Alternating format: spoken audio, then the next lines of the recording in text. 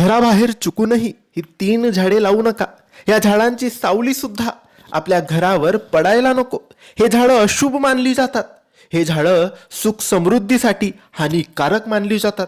ही झाडं ज्या घराच्या समोर असतील त्या घराच्या मध्ये दुःख, अडचणी, संकट, समस्या, गरिबी, दरिद्री असेल. म्हणून ही 3 झाडं अजिबात तुम्ही तुमच्या घराच्या बाहेर लावू नका. आणि लावलेली असतील तर लवकरात लवकर ते तुमच्या घरापासून दूर करा. आता ही झाडं कोणती? तर मित्रांनो, पहिले झाड आहे ते म्हणजे चिंचेचे झाड.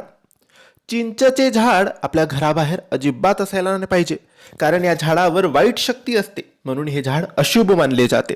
दुसरे झाड आहे पिंपळाचे झाड. पिंपळाचे झाड हे आरोग्यासाठी हानिकारक असते, अशुभ असते आणि आर्थिक नुकसान करते. म्हणून हे झाड आपल्या घराबाहेर असायला नाही पाहिजे. नंतर ते झाड आहे ते म्हणजे काटेरी झाड. ज्या झाडांना काटे असतील ते झाड सुद्धा नसायला पाहिजे.